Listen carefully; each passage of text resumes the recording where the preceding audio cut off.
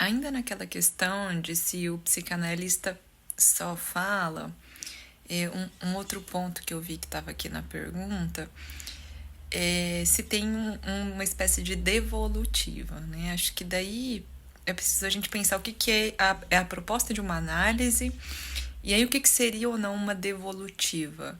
Devolutiva do tipo... quando a gente faz um trabalho e aí o professor lê, corrige e devolve um comentário daquele trabalho, o que seria a devolutiva, né? O que é essa espera de devolutiva? Numa análise, a ideia é que em alguma medida a gente vá trabalhar alguma questão, algum sofrimento.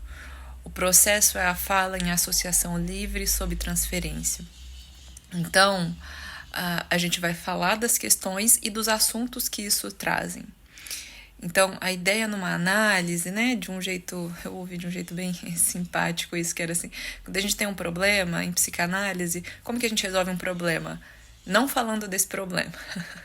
Dizendo assim, eu tenho um sintoma X. Aí eu não venho e falo, o meu sintoma, esse sintoma me lembra o quê? E disso me faz pensar o quê? E aí é trabalhando conflitos, histórias, aí a gente tem que saber um pouco de... Não, o paciente não precisa saber, mas para poder entender tecnicamente por que a associação livre existe, como ela funciona, é preciso entender um pouco de teoria psicanalítica, que é através disso que a gente vai acessando os conflitos que sustentam esse sintoma, os conflitos que vão produzir esse sintoma. Então, nesse trabalho investigativo da associação livre, a gente vai conhecendo esses aspectos, a gente vai conhecendo então o que são esses conflitos que estão ali sustentando aquilo.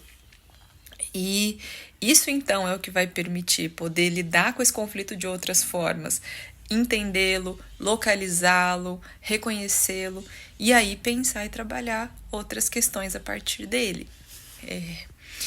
Também há um trabalho importante numa análise, né, que é esse de contar a nossa própria história. A gente acha que sabe as coisas sobre nós, mas quando a gente fala isso em voz alta, endereçado para alguém, a gente começa a escutar coisas que, se a gente só fica pensando sozinho, não aparecem. Então, um trabalho de análise, ele tem todos esses elementos. Um psicanalista fala de volta, um psicanalista pergunta, um psicanalista intervém, ele invoca, ele fala, ele pergunta, ele convoca. Um psicanalista faz todas essas coisas.